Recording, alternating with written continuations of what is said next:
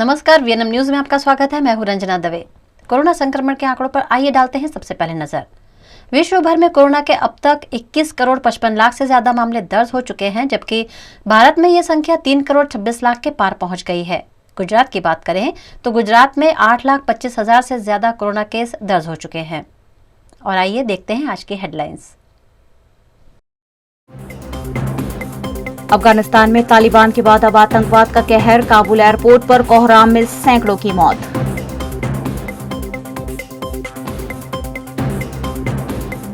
पाटण में जमीन पर सुरंग खोदकर ऑयल चोरी मामले में 8 गिरफ्तार।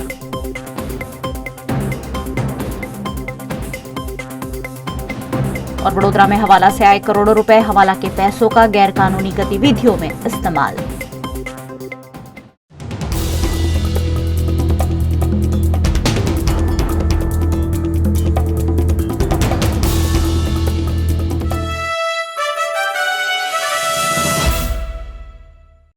अफगानिस्तान में एक के बाद एक घटना चक्र तेजी से चल रहा है। तालिबान द्वारा अफगानिस्तान पर कब्जा कर लिया गया, जिसकी प्रतिक्रिया के भागरूप अफगानिस्तान में आईएसआईएस लगातार आतंकी विस्फोट किए जा रहे हैं।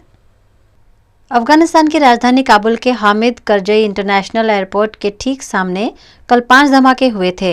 इनमें 2 आत्मघाती हमले थे। मीडिया रिपोर्ट्स में अफगान स्वास्थ्य मंत्रालय के हवाले से 120 लोगों की मौत और 200 से ज्यादा के घायल होने का दावा किया गया है। यूएस सेंट्रल कमांड के मुताबिक धमाकों में 13 अमेरिकी सैनिक भी मारे गए हैं। धमाकों के बाद काबुल एयरपोर्ट से सभी उड़ानें रोक दी गई थीं। आज स्थिति सामान्य होने पर उड़ानों को फिर से बहाल किया गया है। काबुल एयरपोर्ट पर गुरुवार को हुए भयावह बम धमाकों के बाद आज कजाकिस्तान के शस्त्र भंडार में विस्फोट की खबर आई। समाचार एजेंसी के अनुसार इन धमाकों में 9 लोग मारे गए हैं। रिपोर्ट के मुताबिक तराज में आर्मी वेयरहाउस पर एक शक्तिशाली बम विस्फोट हुआ है, जिसमें 9 लोगों की मौत हो गई है और कई लोग घटना में घायल हैं। कजाकिस्तान के रक्षा मंत्रालय ने कहा है कि विस्फोट एक सैन्य इकाई के गोदाम से आग लगने की वजह से हुआ है। रूसी मीडिया के अनुसार शक्तिशाली विस्फोटों में कुल 28 लोग घायल हो गए, जिनका अब अस्पताल में इलाज जारी है। जमीन में सुरंग खोदकर पेट्रोलियम पाइपलाइन से ऑयल चोरी का पर्दाफाश गुजरात के पाटन में हुआ है, जिसमें पुलिस ने लोगों की गिरफ्तारी भी शुरू कर दी है। गुजरात के पाटन के सांतलपुर निकट जमीन में सुरंग खोदकर एचएमपीएल की मुंद्रा भटिंडा पेट्रोलियम पाइपलाइन से ऑयल चोरी मामले में 14 लोगों के शामिल होने की हकीकत सामने आई है, जिसमें से 8 लोग गिरफ्तार हुए हैं। आरोपों के पास से 40,000 लीटर क्रूड ऑयल का जत्था, 1,70,000 नगद, कार और 2 टैंकर मिलाकर लाखों का मुद्दामाल जब्त किया गया है। सांतलपुर तालुकाना बामरोली विलेज खाते तारीख 20/8/2021 रोज एलसीबी टीमने सूचना મળેલી હતી કે ત્યાં કેટલાક તત્વોએ એચપીસીએલની પાઇપલાઇનમાં પંક્ચર કરી અને તેમાંથી ક્રૂડ ઓઇલની ચોરી કરવા માટેનું કાવતરું ઘડેલ છે તે બાબતની જાણકારી મળતા એ લોકોએ તે વિસ્તારમાં ખૂબ જ ઊંડાણપૂર્વક સર્ચ ઓપરેશન હાથ ધર્યું હતું। લોકલ પોલીસ અને એલસીબી અને એસઓજીની ટીમ દ્વારા આ ઓપરેશનમાં બામરોલી વિલેજ ખાતે એક નવી બનેલી હોટલને આઈડેન્ટિફાઈ કરવામાં આવી। આ હોટલની પાછળમાં જેને જ્યારે તપાસ કરવામાં આવી ત્યારે ત્યાં ખબર પડી કે ત્યાં એક 10 ફૂટ ઊંડો ખાડો છે। આ 10 ફૂટ ઊંડા ખાડામાં જે વધુ તપાસ કરતા તેમાં એક 150 ફૂટ ઊંડી લાંબી ટનલ હતી। એ ટનલ જે છે તે હિન્દુસ્તાન મિત્તલ પાઇપલાઇન પ્રોજેક્ટ હેઠળની હતી। એ પાઇપલાઇનમાં પંક્ચર કરીને વાલ ફિટ કરવામાં આવેલા હતા। આગળ તપાસ કરતા એફઆઈઆર જે દાખલ કરવામાં આવી તેમાં જે જમીન માલિક છે તે રેમુબા મલિક કરીને છે। ત્યારે જ્યારે પૂછપરછ માટે બોલાવવામાં આવે ત્યારે કીધું કે આ જગ્યા જે છે એ અમૃત પટેલ નામના શખ્સ કે જે ચાણસ્મા ખાતે રહે છે તેણે ભાડાથી લીધેલી છે। આ પ્રમાણે બંનેની વિરુદ્ધ એફઆઈઆર દાખલ કરવામાં આવી। ત્યારબાદ આ બંનેની વધારે પૂછપરછ કરતાં ખ્યાલમાં આવ્યું કે આ વસ્તુની પાછળ જે મુખ્ય સૂત્રધાર છે તે હાલમાં અકબર અલી કરીને છે કે જે મહેસાણાની અંદર એસટી ડ્રાઈવર છે। એસટી ડ્રાઈવરને પકડવામાં આવે છે અને જ્યારે વધારે પૂછપરછ કરવામાં ત્યારે ખબર પડે છે કે જે રેમુબા મલિક છે તેનો ભત્રીજો છે તે મલિક અહમદભાઈ છે, તે બી એસટી ડ્રાઈવર છે। આ બંને ભેગા મળી અને પ્લાન કરેલો હતો કે આ વિસ્તારમાં આવતી પાઇપલાઇનમાં પંક્ચર કરવું છે। વધારે પૂછપરછ કરતાં ખબર પડી કે જે અકબર અલી છે તેણે આ વસ્તુ માટે ચાણસ્માના તાકવદીમાં રહેતા જાઉલ સોલંકી કરીને છે તેનો કોન્ટેક્ટ કર્યો હતો અને જાઉલની પાસે બે માણસો હતો જેનું નામ છે મોશિન અને અશરફ ખાન. એ બંને એના શાગીર્દ હતા કે જે લોકોએ ભેગા મળીને પંક્ચર કર્યું. આ પંક્ચર માટે જે મેઇન ટેકનિકલ માણસની જરૂર હતી એ ટેકનિકલ માણસ અમદાવાદનો છે જેનું નામ છે લતીફ ઉર્ફે બક્કો સાબુદ્દીન સોલંકી. તેનો કોન્ટેક્ટ થાય છે અને તે લોકો ભેગા મળી અને આ ઘટનાને અંજામ આપે છે. ત્યારબાદ મેઇન વ્યક્તિ એટલે કે જાઉલ જે છે એ આ માલને વેચવા માટે કોન્ટેક્ટ કરે છે અને એના માટે તેના કોન્ટેક્ટમાં રહેલા વસીમ ઘાંચી અને રાજુ ડાંગરનો કોન્ટેક્ટ થાય છે. તેઓ દ્વારા આ માલને આગળ વેચવામાં આવે છે. જે વ્યક્તિને માલ વેચવામાં આવે છે તેનું નામ છે માનસંગ નારૂબા ગોહિલ કે જેઓ સુરેન્દ્રનગર ખાતેના છે. આ માનસંગ દ્વારા આ જગ્યાને બે અલગ અલગ જગ્યાએ માલ વેચવામાં આવે છે. એક જગ્યા છે જે ભાવનગર ખાતે માલને વેચવામાં આવે છે અને એક માલ જે છે તે અમદાવાદ ખાતે વેચવામાં આવે છે. वडोदरा के police commissioner doctor Shamsher Singh ने वडोदरा से मनी लॉन्ड्रिंग, धर्मांतरण जैसी गैर कानूनी गतिविधियों में शामिल रहे आफमी चैरिटेबल ट्रस्ट के खिलाफ की गई जांच पर जानकारी दी. वडोदरा के आफमी चैरिटेबल ट्रस्ट को दुबई से हवाला से पैसे भेजे जाने का मामला पिछले कुछ दिनों से चर्चा में है. इस मामले उत्तर प्रदेश एटीएस ने सलाउद्दीन शेख और उमर गौतम को गिरफ्तार भी किया था और अब वडोदरा शहर पुलिस और एसओजी की जांच में कई सनसनीखेज खुलासे हुए हैं, जिनकी जानकारी वडोदरा शहर के police commissioner doctor Shamsher Singh ने दी. हमें एक गुप्त इनपुट मिला था. उस गुप्त इनपुट की इंक्वायरी की गई.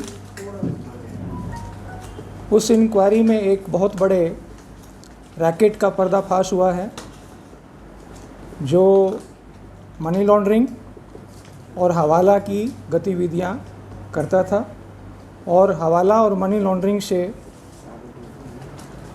गैरकानूनी धर्म परिवर्तन, सरकार के विरुद्ध आंदोलन का फंडिंग और दंगाइयों को छुड़वाने के लिए फंडिंग की बातें सामने आई हैं.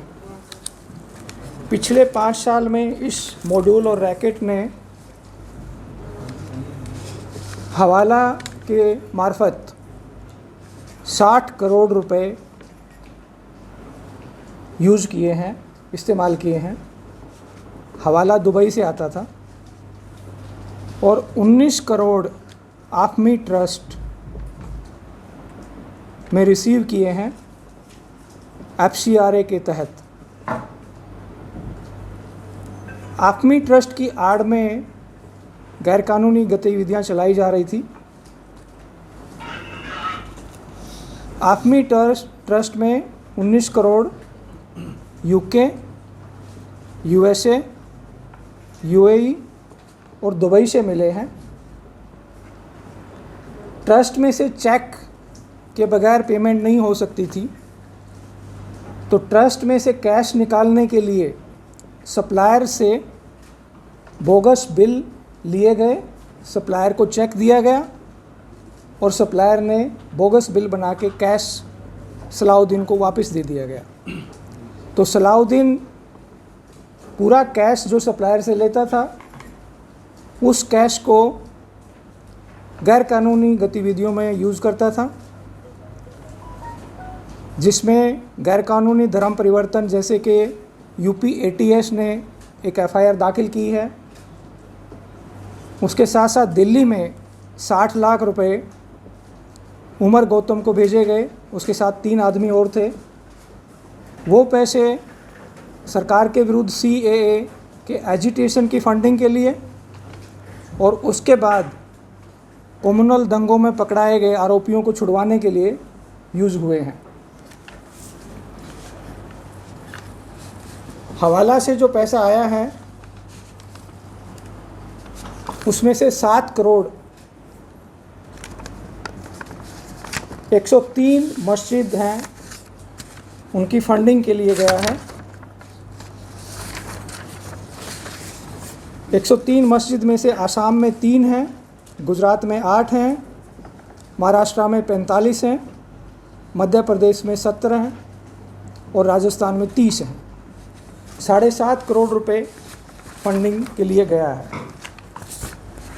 इसके साथ साथ इस गैंग के सभ्यों का, इस गैंग के मेंबर का जम्मू कश्मीर में भी बहुत सारे लोगों से कांटेक्ट है, भरूच में भी बहुत सारे लोगों से कांटेक्ट है, सूरत में भी बहुत सारे लोगों से कांटेक्ट है। तो उन सभी की तपास इन्वेस्टिगेशन चालू है और 60 करोड़ कहाँ कहाँ गया है, किस किस गतिविधि में यूज़ हुआ है, कौन सी गैरकानूनी गतिविधियाँ फंडिंग की गई हैं, उसकी भी इन्वेस्टिगेशन चालू है। मेन सलाउद्दीन शेख और उमर गौतम, ये 2 मेन आदमी हैं गैंग के। 1971 के युद्ध में पाकिस्तान पर भारत की विजय हुई थी। इस जीत को 50 वर्ष पूर्ण हो गए हैं, जिसका जश्न भारत सरकार द्वारा मशाल यात्रा के जरिए मनाया जा रहा है। 1971 का भारत पाकिस्तान युद्ध 3 दिसंबर को शुरू हुआ और 13 दिनों तक चला था। 16 दिसंबर 1971 को पाकिस्तानी फौज ने भारतीय सेना के आगे घुटने टेक दिए थे। भारतीय सेना की इस बहादुरी से बांग्लादेश नामक नए राष्ट्र का निर्माण हुआ। भारत सरकार ने 16 दिसंबर 2020 से अगले 1 साल तक स्वर्णिम विजय वर्ष मनाने की घोषणा की है, जिसके तहत आयोजित मशाल यात्रा अहमदाबाद के बाद वडोदरा पहुंची है। इस मशाल यात्रा को वडोदरा सैन्य स्टेशन पर लाया गया, जहां पर मशाल का स्वागत किया गया। मशाल यात्रा के तहत वडोदरा में 3 दिनों तक विभिन्न कार्यक्रम आयोजित किए गए हैं और फिर मशाल को केवड़िया ले जाया जाएगा।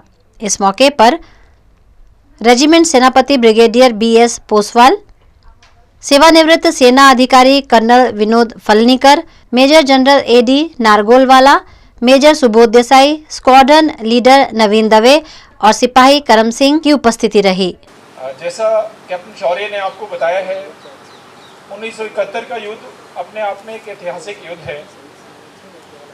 सेकेंड वर्ल्ड वॉर के बाद इससे बड़ा आत्मसमर्पण, जो सरेंडर किसी भी सेना ने नहीं किया, जितना बड़ा पाकिस्तान सेना ने भारत के सैनिकों के समक्ष 93,000 की तादाद में एक आत्मसमर्पण किया और इस तादाद में लोगों को युद्धबंदी बनाया गया। ये आंकड़ा वर्ल्ड वॉर 2 के बाद सबसे बड़ा आंकड़ा है युद्धबंदियों का किसी भी देश के लिए। ये अपने आप में एक गौरव की बात है। एक नए राष्ट्र का जन्म हुआ, ये भी ऐतिहासिक है। इस उत्तम विजय के लिए उन सभी सैनिकों का, उन सब वीर नारियों का जो प्रत्यक्ष और अप्रत्यक्ष रूप से इस लड़ाई का हिस्सा रहे हैं, हम हृदय से नमन करते हैं, उनको हम श्रद्धांजलि अर्पित करते हैं। इस वर्ष 16 दिसंबर 2020 को हमारे नेशनल वॉर मेमोरियल दिल्ली से 4 स्वर्णिम विजय मशाल चारों दिशाओं में प्रज्वलित करके प्रस्थान की गई। उनमें से एक मशाल जो पश्चिम दिशा की मशाल है, वो हमारे बीच मौजूद है और हमें बहुत गर्व महसूस हो रहा है कि इस मशाल का हम सब इस कोरोना टाइम में भी एकत्रित होकर सम्मान कर पा रहे हैं। सबसे पहले तो मैं 29 AD रेजिमेंट, मैं हमारे पूरे टीम की तरफ से इनका शुक्रगुजार हूँ और हमारे सुप्रीम कमांडर, हिंदुस्तान के supreme commander, president of India, हमारे आदरणीय प्राइम मिनिस्टर, हमारे डिफेंस मिनिस्टर, हमारे जितने भी सरकार की तरफ से अहदेदार हैं और हमारे आर्म फोर्सेस ने कम से कम ये रिकग्निशन दिया और ये इनिशिएटिव लिया। पहली बार 1965 वालों को नहीं हुआ, तो ये कम से कम 71 वॉर के एक कंट्री को हमने आज़ाद किया। भगवान की मेहरबानी है कि हम लोग जिंदा आपके सामने बैठ के कम से कम हमारा पुराना इतिहास दोहरा सकते हैं हमारे आगे वाली जनरेशन को। मैं तो ये है कि देखो, हमको तो टाइम पहले तो दिया नहीं था पूरा, जितना भी टाइम दिया उस छोटे से टाइम के अंदर हिंदुस्तान की पूरी फौज तैयार हो गई और 10 दिन के अंदर पूरी वॉर हमने जीत ली। 93,000 सैनिकों को हमने कैप्चर कर लिया, उनसे घुटने टिकवा दिए, है ना। तो महत्व ये है कि हमारी सैनिक इतनी अच्छी ट्रेनिंग है और उनका बाहुबल इतना जोश है कि कोई भी तुम्हारे सामने दुश्मन आए उससे लड़के रहेंगे, उससे जीत के रहेंगे। आत्मविश्वास है, जीतने खास करके गुजरात की बात करते हैं। गुजरात के अंदर सैनिक बहुत कम है जो भर्ती होते हैं। इसका कारण क्या है? इसका कारण ये है कि ये जो भर्ती करने का जो टाइम होता है ना, बच्चे के दिमाग में पहले से ये डालना पड़ेगा कि तुमकी देश की रक्षा ये सबसे बड़ी चीज़ है, सबसे पहली चीज़ है देश का रक्षा करनी। अगर देश नहीं रहा तो हम नहीं है, तुम नहीं है, कोई नहीं है। तो देश की रक्षा करने के लिए जब बच्चा स्कूल में है तो स्कूल से जब वो पहले एनसीसी कॉलेज में जाता है उसको एनसीसी कंपलसरी करना चाहिए। एसीसी बोल को ये करो तुम एसीसी ज्वाइन करो, compulsory all able bodied person जो तंदुरुस्त सबको एनसीसी ज़रूर सीखना चाहिए। और 4 साल के अंदर दिमाग में आ जाता है बच्चे को कि हमारा देश सबसे आगे है और ये फिर जाके वो आगे देश के लिए ले जाए। वडोदरा आम आदमी पार्टी लगातार लोगों के हक में आवाज उठाकर वडोदरा शहर की समस्याओं को हल करने के प्रयास पे जुटी हुई है। वडोदरा में विजयनगर कम्युनिटी हॉल के पीछे गंदगी की भरमार है। यहाँ साफ सफाई नहीं होने से बीमारियां पनपने का डर लोगों को सता रहा है। इस मामले स्थानीय निवासियों ने आम आदमी पार्टी की अगुवाई में वार्ड नंबर 6 में ऑफिसर को आवेदन पत्र देकर मामले पर ध्यानाकर्षण करवाया। आज वोर्ड 6 ની અંદર વહીવટી વોર્ડ કચેરી 2 ની અંદર મેં આવેદનપત્ર આપ્યા આવે છે। આજે સાહેબ શ્રી અહીંયા હાજર ના હોવાથી એમના ક્લાયન્ટને અમે અમારું આવેદનપત્ર આપ્યું છે અને જલ્દથી જલ્દ આ જે રોગોનો ઉદ્ભવ વધી રહ્યો છે, ડેન્ગ્યુ, ચિકનગુનિયા અને મલેરિયાનો કેસો નવા આવી રહ્યા છે, તો આપણે સાહેબ શ્રીને આવેદનપત્ર આપીને એ જાણ કરવાના હતા કે તમે અહીંયા સાહેબ વિસ્તારની અંદર સારામાં સારી સફાઈ કરાવો અને દવા છંટકાવ કરાવો જેથી લોકોને આ રોગોથી મુક્તિ મળે। અને અમે સાહેબ સાથે આ માંગ કરી રહ્યા છે કે વિસ્તારની અંદર સારામાં સારી સફાઈ કરાવે।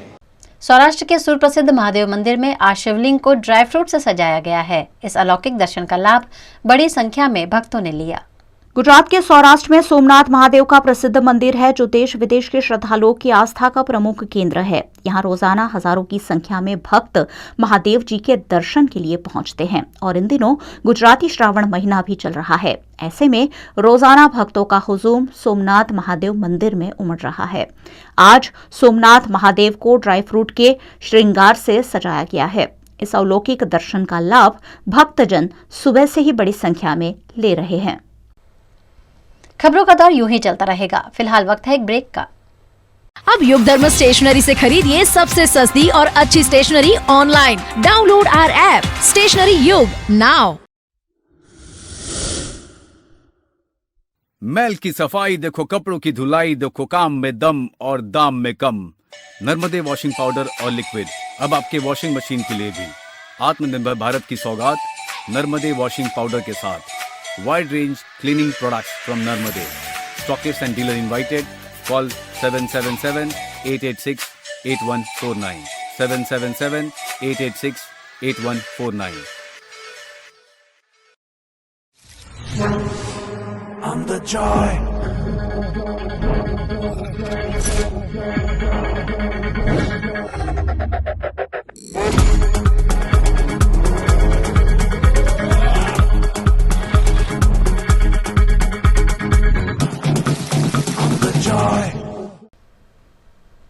वासद के एसवीआईटी कॉलेज में मियावाकी पद्धति से वृक्षारोपण कर सरदार वन का अद्भुत निर्माण प्रबंधन और छात्रों ने मिलकर किया है।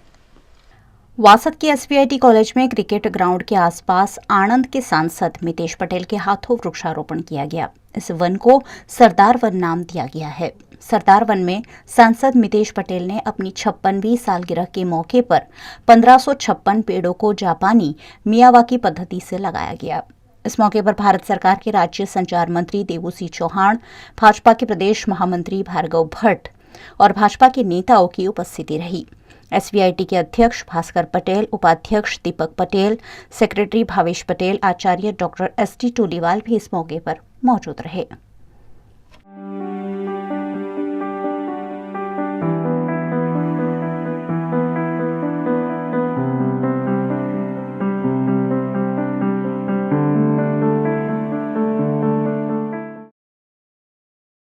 गुजरात के बनासकांठा निकट भारत पाकिस्तान सीमा इलाके से बड़ी मात्रा में नकली नोट बरामद हुआ है, जिसका अवैध गतिविधियों में इस्तेमाल होने का अनुमान लगाया जा रहा है। गुजरात के बनासकांठा में एसओजी और एलसीबी ने नकली नोटों का बड़ा जत्था बरामद किया है। पूर्व सूचना के आधार पर एसओजी और एलसीबी की टीम ने कार्यवाही करते हुए नकली नोटों के साथ 2 आरोपियों को भी गिरफ्तार किया है। परबत सिंह जैसाजी ठाकुर और कीर्ति परखाजी ठाकुर नामक 2 आरोपियों के पास से 1.88 लाख की 200 की 940 नकली नोट बरामद हुई है। ये दोनों आरोपी नकली नोट कहां से लाए और इसे कहां इस्तेमाल करने वाले थे, उसकी जांच एसओजी पुलिस कर रही है। अफगानिस्तान से भारतीय मूल के लोगों के साथ गुरु ग्रंथ साहिब की प्रतियों को भी भारत लाया गया है। उत्तर प्रदेश के बलिया में गुरु ग्रंथ साहिब की इन प्रतियों की पूजा की जा रही है। अफगानिस्तान के काबुल समेत तमाम शहरों पर तालिबान के आतंकी संगठनों द्वारा कब्जा कर वहां के लोगों पर जुर्म ढाया जा रहा है। विश्व के तमाम देशों के लोग वहां रह रहे थे। हालांकि तालिबान द्वारा कब्जे के बाद वहां से लोगों को बाहर निकालने की मुहिम लगातार जारी है। हर देश अपने लोगों को वहां से किसी तरह निकालने की कोशिश में जुटा हुआ है। भारतीय एयरफोर्स के जवान भी जान खतरे में डालकर अफगानिस्तान से भारतीय मूल के लोगों को वापस ला रहे हैं। भारतीय वायुसेना द्वारा अफगानिस्तान से पवित्र गुरु ग्रंथ साहिब की 3 प्रतियों और 75 लोगों को भारत लाया गया। उनमें 46 अफगान सिख और हिंदू शामिल है। अफगानिस्तान पर तालिबान के कब्जे के बाद वहां से लोगों को बाहर निकालने में भारत सरकार के साथ कोऑर्डिनेशन कर रहे लोगों के द्वारा ये जानकारी मिली है। पवित्र गुरु ग्रंथ साहिब जी की 3 प्रतियों को सर पर उठाकर लाया गया, जिसकी खुशी में उत्तर प्रदेश के बलिया के गुरुद्वारे में सिखों द्वारा अरदास भी की गई। साथ ही सेना के जवानों की हिफाजत के लिए प्रार्थना भी की गई। आज गुरुद्वारा में जो अफगानिस्तान से गुरु ग्रंथ साहिब जी को लाया गया और उतने हिंदुस्तानियों को सही सलामत जो हिंदुस्तान में हमारे सेफ्टी से लाया गया, उसी के लिए हम लोग आज गुरुद्वारे में उसके लिए अरदास किया कि वो सब सही से रहें और अच्छे से रहें। जी ये काबुल और अफगानिस्तान में जो अभी चल रहे हैं, देख रहे हैं वहाँ पे आतंकवादी जितने हैं सब कब्जा कर लिए हैं और वहाँ पे गुरुद्वारे में जो भी फंसे सिख समुदाय के लोग और भारतीय लोग फंसे थे, उनको गुरुद्वारा में हमारे हिंदुस्तान फौजी ने सही सलामत भारत में लाया गया विमान भेज। मैं संदेश यही देना चाहता हूँ, बहुत सह लिया उनकी नापाक हरकतों को, अब ईंट का जवाब पत्थर के देंगे। अगर वो लोग हमारे देश की तरफ अगर देखेंगे तो हम लोग भी उनको ईंट का जवाब पत्थर से देंगे। जय हिंद, जय भारत। वडोदरा के वासना रोड पर एक बिजली का खंभा गिरने की स्थिति में खड़ा है, जो अप्रिय घटनाओं को न्योता दे रहा है। वडोदरा के वासना रोड पर समृद्धि सोसाइटी है। यहाँ एक बिजली का खंभा खस्ताहाल हो चला है। बिजली का खंभा कभी भी गिर जाए ऐसी स्थिति में है। ऐसे में स्थानीय निवासियों की जान पर खतरा मंडरा रहा है। बरसात की सीजन के चलते लोगों को यहाँ करंट लगने का डर भी लग रहा है। मामले की बार बार शिकायत एमजीवीसीएल से किए जाने के बावजूद ठोस कार्यवाही का अभाव है। भारत में दूसरी वेव संपूर्ण रूप से पूरी भी नहीं हुई है कि सितंबर महीने में तीसरी लहर आने की संभावना है। ऐसे में उत्तर प्रदेश के उन्नाव में स्वास्थ्य विभाग अपनी तैयारियां कर रहा है। उत्तर प्रदेश के उन्नाव में कोरोना महामारी से निपटने के लिए स्वास्थ्य केंद्र तैयार कर लिया गया है। तीसरी लहर में अगर हालात बिगड़े तो स्थिति को संभालने की पूरी तैयारियां कर ली गई हैं। भारत में तीसरी लहर जल्द आने की आशंका जताई जा रही है। ऐसे में बांगरमऊ का सीएचसी विभाग पूरी तरह सज्ज दिख रहा है। भाजपा के खिलाफ निकाली गई जन आक्रोश यात्रा का उत्तर प्रदेश के सैफई में समापन किया गया। इस मौके पर महान दल और समाजवादी पार्टी ने सरकार पर जमकर निशाना साधा। समाजवादी पार्टी के राष्ट्रीय अध्यक्ष एवं पूर्व मुख्यमंत्री अखिलेश यादव के गांव सैफई में महान दल के राष्ट्रीय अध्यक्ष केशव देव मौर्य ने अपनी जन आक्रोश यात्रा का समापन किया। समापन मौके पर सपा के राष्ट्रीय महासचिव ने प्रदेश सरकार को लोगों के लिए नुकसानदायक करार दिया। 16 जून को महान दल ने पीलीभीत से जन आक्रोश यात्रा शुरू की थी। यात्रा का समापन गुरुवार को सैफई में किया गया। बड़ी संख्या में कार्यकर्ताओं के साथ यहां पहुंचे महान दल के राष्ट्रीय अध्यक्ष केशव देव मौर्य का यहां जोरदार स्वागत किया गया। कार्यक्रम में सपा के राष्ट्रीय महासचिव रामगोपाल यादव ने भारतीय जनता पार्टी की केंद्र की सरकार निर्दयी और यूपी की सरकार को जुल्मी बताते हुए प्रहार किए। इस मौके पर समाजवादी पार्टी के सुप्रीमो अखिलेश यादव भी उपस्थित रहे। उन्होंने भारतीय जनता पार्टी द्वारा की जा रही नाम बदलने की कवायद को लेकर तंज कसा और उज्ज्वला योजना के नाम पर गरीबों को ठगने का आरोप भारतीय जनता पार्टी पर लगाया। उत्तर प्रदेश की जनता बदलाव चाहती है। उत्तर प्रदेश की जनता ने, किसानों ने, बेरोजगार नौजवानों ने, व्यापारियों ने, हर वर्ग के लोगों ने मन बना लिया है कि इस बार भारतीय जनता पार्टी का उत्तर प्रदेश से सफाया होगा। लगातार इसी तरह की बैठकें चलेंगी, लेकिन जो बैठक दिल्ली में हुई वो आने वाले समय में लोकसभा चुनाव की थी, लेकिन उससे पहले सबसे बड़ा चुनाव देश का उत्तर प्रदेश का चुनाव होने जा रहा है। और उत्तर प्रदेश की जनता ने मन बनाया है कि विकास को वोट देंगे। उत्तर प्रदेश की जनता चाहती है कि किसानों की खुशहाली आए। उत्तर प्रदेश की जनता चाहती है कि नौजवानों को नौकरी मिले, रोज़गार मिले। बड़ी बड़ी जगह से तो ज़रूर कहा जाता है कि इंफ्रास्ट्रक्चर पे काम होगा, लेकिन जिस तरह से काम इंफ्रास्ट्रक्चर पे समाजवादी सरकार में हुआ था वो आज जनता के बीच में है। यहीं पर एटा का बड़ा बिजली का कारखाना लग रहा था, 3x660 super critical thermal plant, वो लग जाता तो उत्तर प्रदेश को जल्दी और बिजली मिलती। इसी तरह कानपुर देहात में, कानपुर में एक बिजली का प्लांट लग रहा था लिविनी लिग्नाइट का, वो लग जाता तो उत्तर प्रदेश को अतिरिक्त बिजली मिलती। बिजली के क्षेत्र में भारतीय जनता पार्टी ने एक यूनिट भी बिजली नहीं बनाई और बिजली महंगी कर दी। ये बड़े सवाल हैं। आज सिलेंडर की कीमत क्या है? आज जो हम खाने का तेल खरीद रहे हैं उसकी कीमत क्या है? चीनी की कीमत क्या है? गन्ने का भी किसानों का बकाया है। सौराष्ट्र की यात्रा कर घर वापस लौट रहे परिवार का पाटन निकट रूपेण नदी के ब्रिज पर हादसे से सामना हुआ, जिसमें 2 लोगों की दुखद मौत हुई है।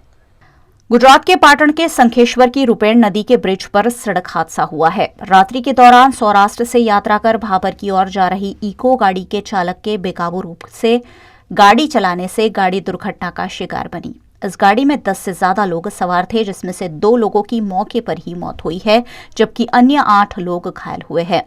रूपेण नदी पर बना हुआ पुल अत्यंत संकरा है, उसी के चलते ये दुर्घटना घटी है, ऐसा स्थानीय निवासियों का मानना है। गुजरात के जूनागढ़ और केशोद में पिछले दिनों 2 होमगार्ड जवान का कोरोना से निधन हुआ था। उनके परिजनों को आर्थिक सहायता दी गई है। कोरोना महामारी में फ्रंटलाइन कोरोना वॉरियर के रूप में कार्यरत गुजरात के केशोद और जूनागढ़ के 2 होमगार्ड जवान का कोरोना से निधन हुआ था। उनके परिजनों को 1,55,000 का चेक जूनागढ़ जिला होमगार्ड ऑफिस द्वारा होमगार्ड वेलफेयर फंड से दिया गया है। केशोद के आरजे बाबरिया और जूनागढ़ के होमगार्ड जवान दीक्षित भट्ट को यह सहायता प्रदान की गई है ताकि उनके परिजनों को गुजर बसर में सहूलियत हो। जूनागढ़ जिला होमगार्ड खाते होमगार्ड तरीके फरज बजावता केशोद यूनिटना आरजे बाबरिया तथा जूनागढ़ यूनिट खाते दीक्षितभाई भट्ट जे होमगार्ड तरीके फरज बजावता था, जो कोरोना समय दरमियान कोरोना थवाथी तेओने मृत्यु थયેલ અને જે મૃત્યુ થવાના કારણે જેઓ દર વર્ષે એમના પગારમાંથી વેલફેરમાં કપાત થાય છે, એના ભાગરૂપે ગુજરાત હોમગાર્ડ દ્વારા તેમને પ્રત્યેકને 1,55,000 રૂપિયાનો ચેક આજ રોજ વેલફેર ફંડમાંથી આપવામાં આવેલ છે। राजस्थान के सुमेरपुर का तखतगढ़ नगर पालिका में सिर्फ भाजपा नगर सेवकों को तवज्जो दी जाते होने की शिकायत कांग्रेस के नगर सेवक और वार्ड की जनता कर रही है। राजस्थान के सुमेरपुर की तखतगढ़ नगर पालिका के अध्यक्ष ललित रांकावत को वार्ड की जनता ने समस्याओं से अवगत कराया है। तखतगढ़ नगर पालिका के पार्षद विक्रम खटीक की अगुवाई में वार्ड वासियों ने अपनी समस्याओं पर नगर पालिका अध्यक्ष का ध्यानाकर्षण कराया। नगर पालिका अध्यक्ष पर भेदभाव का आरोप लगाते हुए कांग्रेस के नगर सेवकों के काम नहीं होते होने का मुद्दा भी इस मौके पर उठाया गया।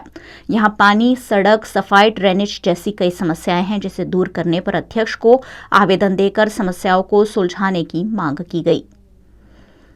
3 महीने के अंदर काम नहीं होने पर नगरपालिका के घेराव की चेतावनी भी दी गई है।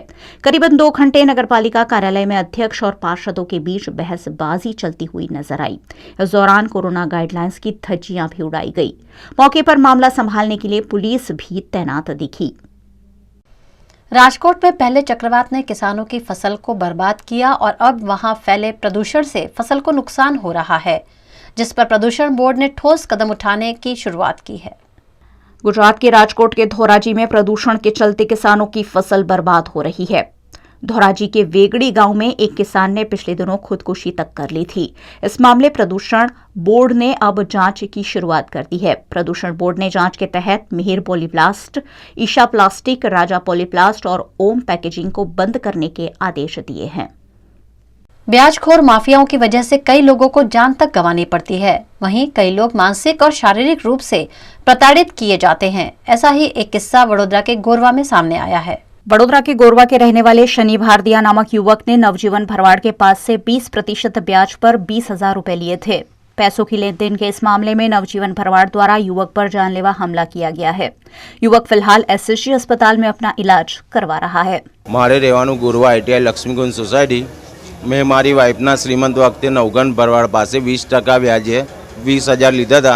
એના બદલ મેં 25,000 એને ચૂકવ્યા બાદ બી મારા પાસે બળજબરી પૈસા માગ કરે છે અને એવું કહે છે મારે 20% લીધે પૈસા આલ્યા છે તાર 45,000 હલવાના થાય છે। મેં 20,000 ના 25,000 એને આપી ચૂક્યો છું।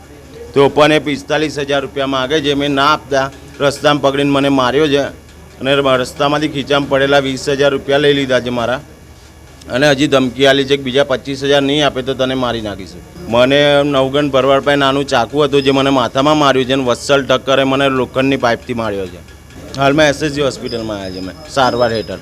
અમારે ખાલી આ વ્યાજનું જે વ્યાજના ભરવાડ સમાજ છે વ્યાજના રીતે આપણા પાસે પૈસા 20%માં ગરીબ માણસોને લઈને 20% રૂપિયા પૈસા પડાઈ કરે છે। એના માટે આપણે જાણ કરવી છે पुलिस कमिश्नर ने। जनता को सुविधा देने के लिए विकास कार्यों की शुरुआत तो सरकार द्वारा की जाती है, लेकिन विकास कार्यों में होने वाला भ्रष्टाचार सुविधा देने में नाकामयाब ही रहता है। सुरेंद्रनगर के लखतर के अणियारी गांव में अंडरग्राउंड ड्रेनेज लाइन का काम जारी है, लेकिन इस दौरान टूटे फूटे पाइप डाले जाने पर ग्रामजनों में रोष का माहौल है।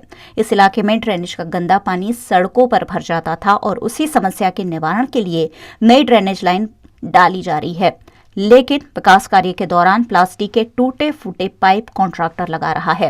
ऐसे में भ्रष्टाचार के आरोप ग्रामजनों ने कॉन्ट्रैक्टर पर लगाए हैं। इस मामले तालुका पंचायत में तालुका विकास अधिकारी को लिखित में शिकायत भी की गई है। श्रावण महीने में कृष्ण पक्ष की चौथ के दिन गाय के बछड़ों की पूजा की गुजरात में महत्ता है, जिसे सुरेंद्रनगर के लखतर में श्रद्धा के साथ निभाया गया। गुजराती श्रावण महीने में सप्तमी अष्टमी का त्योहार बौर चौथ के पर्व से शुरू होता है। इस दिन पर गाय के बछड़ों की पूजा की जाती है। इसी क्रम में सुरेंद्रनगर के लखतर में गांव की महिलाओं ने विधिवत रूप से गाय के बछड़ों की पूजा कर मंगल कामना की। विवाहित महिलाओं ने बछड़े की पूजा कर व्रत रखते हुए परिवार को सुखी और समृद्ध रखने की प्रार्थना की। गुजरात के जूनागढ़ में नीलगाय ने 2 बच्चों को जन्म देने के बाद छोड़ दिया। ऐसे में गांव के किसान ने बच्चों की देखभाल की। गुजरात के जूनागढ़ के केशोद में 2 बच्चे को जन्म देने के बाद नीलगाय बच्चे को छोड़कर चली गई है। ऐसे में हाल ही में जन्मे बच्चों की देखभाल गांव के किसान हमीर भाई ने की। नीलगाय किसानों की फसल को हमेशा नुकसान पहुंचाती है। उसके बावजूद नीलगाय के बच्चों के प्रति मानवता दिखाते हुए किसान ने नीलगाय के बच्चे की देखभाल की और घटना की जानकारी वन विभाग को दी। वन विभाग के अधिकारियों ने नीलगाय के 2 बच्चों को एनिमल केयर सेंटर में भेज दिया है। હવે આપણે અહીંયા આ રોજડી વિયાણી છે 2 દિવસીય અમે બસ આ હસવીએ છીએ, એટલે અમે આ 2 દિવસીય હસવી दूध પાઈએ છીએ, પણ હવે અમારી જવાબદારી કોઈ છે નહીં। उत्तर प्रदेश के इटावा के गांव में वाल्मीकि समाज के कुछ लोगों को चुनाव में वोट नहीं देने पर प्रताड़ित किया जा रहा है, जिसके खिलाफ ग्रामीणों में रोष देखने को मिल रहा है। उत्तर प्रदेश के इटावा के विरारी गांव में वाल्मीकि समाज के लोगों से नवनिर्वाचित ग्राम प्रधान द्वारा अन्याय किया जा रहा है। सरपंच के चुनाव में वोट नहीं देने के नाम पर वाल्मीकि समाज के लोगों को परेशान किया जा रहा है और उन्हें उनका हैंडपंप बंद कर बूंद बूंद पानी के लिए परेशान किया जा रहा है। ग्राम प्रधान की इस दबंगाई से नाराज लोगों ने अधिकारियों को लिखित शिकायत कर न्याय मांगा है। पिछली न्यूज़ थी, पहले वाली न्यूज़ थी, वहाँ से टीओ साहब ने भरने नहीं दी। मैं वाल्मीकि हूँ और वो कहते हैं वाल्मीकि जनता को मैं भटकने नहीं दूंगी। यहाँ पानी आनी सारी बाउंड्री अंदर कर रखी, यहाँ लाइट भी थी वो भी अंदर करने रखी। बस ये हम ये चाहते हैं कि हमें थोड़ी जीने की वो मेरे नल मिल सके, जो जगह थी मेरी वो मिल जाए मुझे जीने के लिए बस।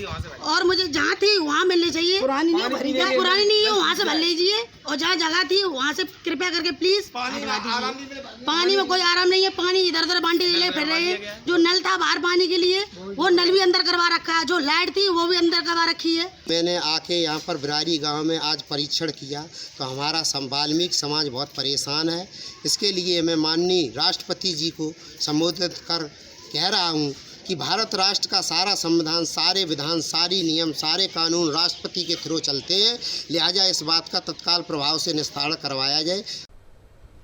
वीएनएम टीवी की खबरें अब आप यूट्यूब, फेसबुक, इंस्टाग्राम के अलावा ओटीटी प्लेटफॉर्म्स पर भी देख सकते हैं। Daily Hunt, IPTV, rock TV और जॉय टीवी पर 24 घंटे वीएनएम टीवी आपके लिए उपलब्ध है। तो देखते रहिए VNM TV. VNM news room से आज बस इतना ही। कल फिर मुलाकात होगी, तब तक के लिए इजाजत दीजिए। नमस्कार।